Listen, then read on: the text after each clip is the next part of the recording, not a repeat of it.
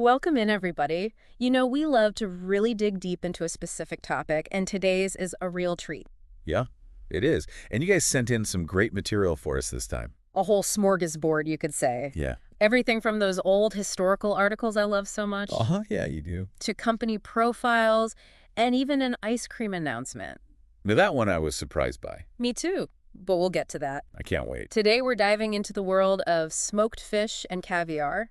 Two of my favorite things. Mine too, and we're focusing on Russ Daughters. An iconic New York City institution. Absolutely, but we're not just going to tell you what they sell. Oh. We're going to explore how their story reflects bigger trends, And food, of course. but also culture and business too. What I find so interesting about Russ and Daughters is how they really show how culture changes over time, Correct. but within one specific community. And their story really is fascinating. It is. To understand it, we have to go all the way back to 1907 Okay, back then. to Joel Russ, the man who started it all. The OG. He was a young immigrant, For a long. Poland, and he arrived in New York City with just a dream and a barrel of schmaltz herring. Talk about humble beginnings. Right. So he sets up a push cart on the Lower East Side. That was the center of the Eastern European Jewish community back then, right? It was, bustling with immigrants just like him. Makes sense to cater to that crowd, I guess. Exactly. And he did well enough to eventually upgrade to a horse-drawn wagon. Yeah. By 1920, he opens the first Russ and Daughters store on East Houston Street. Talk about the American dream. It really is, but what makes their story even more unique is what happens in 1935. Oh, yeah.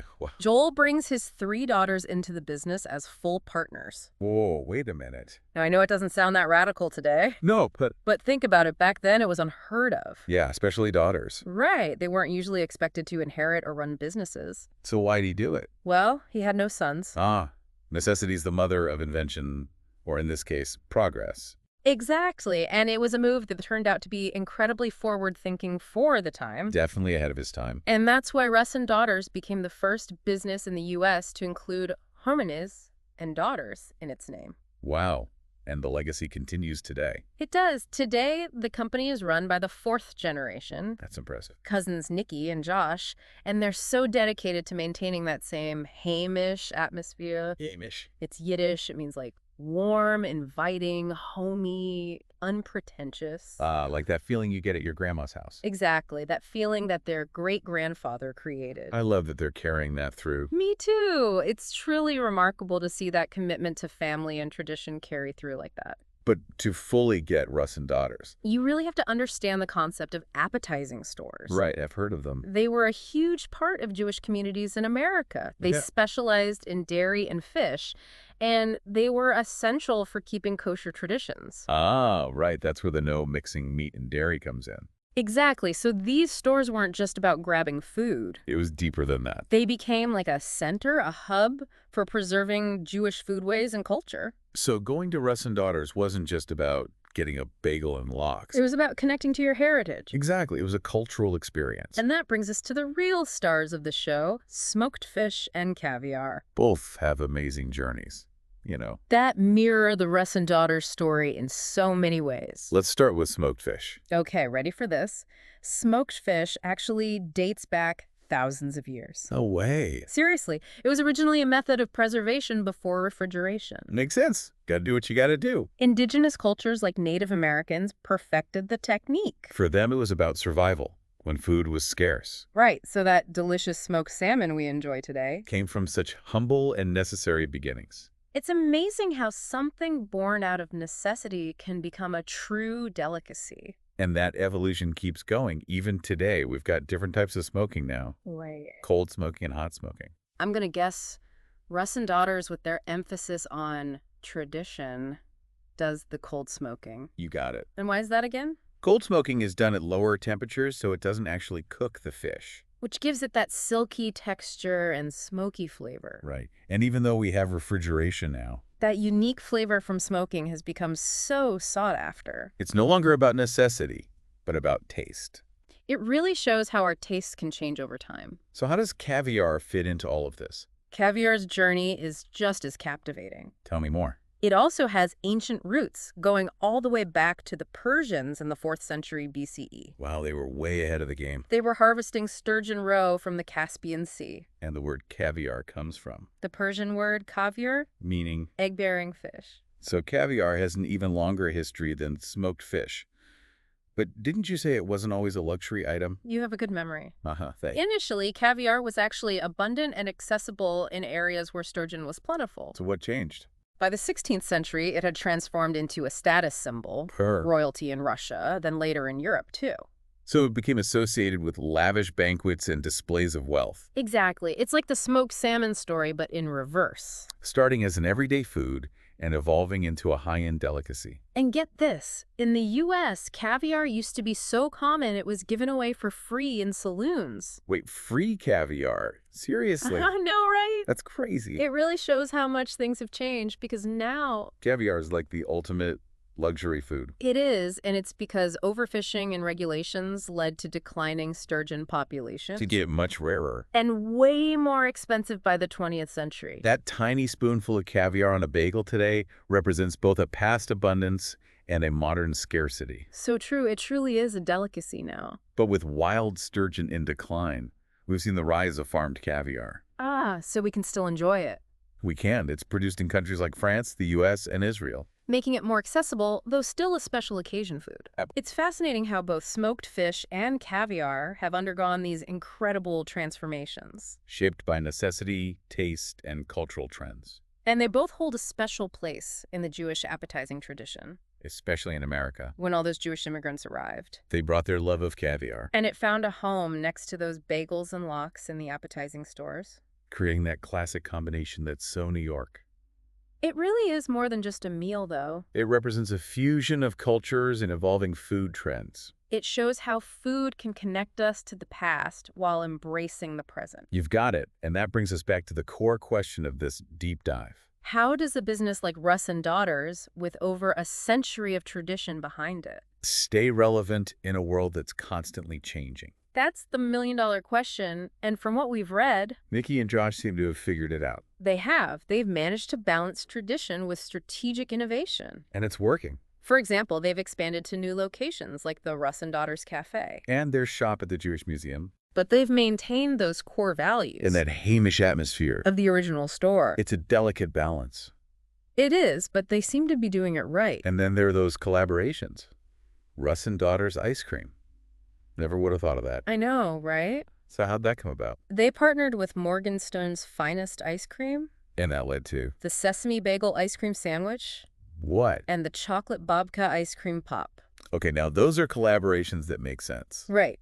They took those familiar Jewish flavors and turned them into something completely new and unexpected. Those creations created a real buzz. And brought Russ and Daughters to a whole new audience. It's a masterclass in how a brand can tap into modern trends while honoring its heritage. They get that their brand isn't just about the food, it's an experience. A piece of New York history. And a taste of a vibrant cultural tradition. And they're not afraid to have fun with it either. Like with that tie-dye t-shirt campaign they did with Jake Gyllenhaal during the pandemic. Oh yeah, that was cool.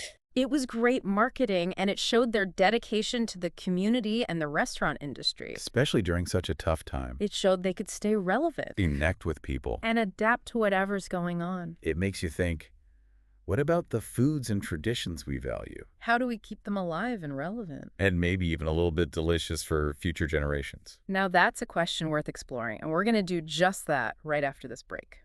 You know, it's interesting because preserving traditions isn't about keeping things exactly the same forever. It's not like putting them in a museum. Right. It's about finding ways to keep them relevant for new generations. While staying true to the core of the tradition. Exactly. And that's where those collaborations come in. Like with the ice cream? Exactly. Partnering with a brand like Morgenstern's. Who's very modern and trendy. Exactly. They took familiar flavors from Jewish cuisine. And gave them that modern twist. A fresh take. It's brilliant, really. I think so, too. Those sesame bagels and that chocolate babka. As ice cream. It created such a buzz. And introduced Russ and Daughters to a whole new audience. And it's not just the food itself. No.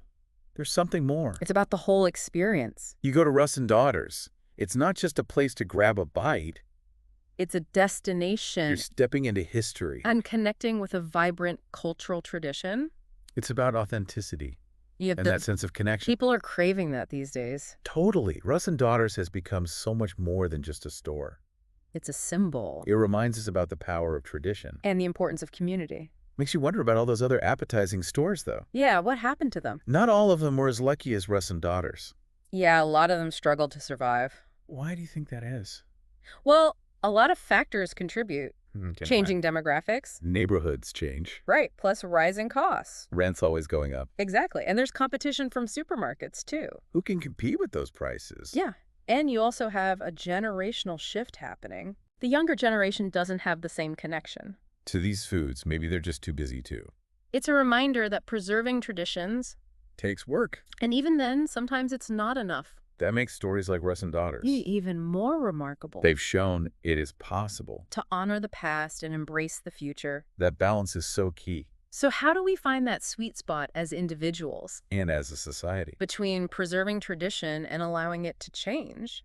It's not an easy question to answer. Definitely not. It takes an ongoing dialogue. A willingness to try new things. And a deep respect for the traditions themselves. Finding ways to make those traditions relevant For new generations. without losing what makes them special. That's where the real magic lies. Weaving those traditions into our lives. In a way that feels authentic and engaging. And food is such a powerful way to do that. Totally. It connects us across generations and cultures. Think about it. Sharing a meal.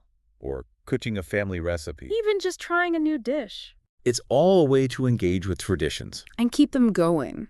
It's about making those traditions your own, Adding your own touches. while respecting the roots. Who knows? Those little touches. Might become part of the tradition for the next generation. It's beautiful. It really is. We've been talking about Russ and Daughters as a business. But we can't forget about the people. The individuals who keep this legacy going. From Joel Russ, the founder, And his pioneering daughters. to Nikki and Josh, the fourth generation. Facing today's challenges head on. It's a reminder that businesses, especially family ones, Are about more than just the bottom line. it's the people, the stories, It's about a sense of connection that goes beyond just generations. and sometimes those stories Are just as amazing as the food itself. in this case, We have a story about resilience adaptation. and a deep love for food and culture. It's captured the hearts and stomachs of New Yorkers. For over 100 years. And it's not over yet. The story continues.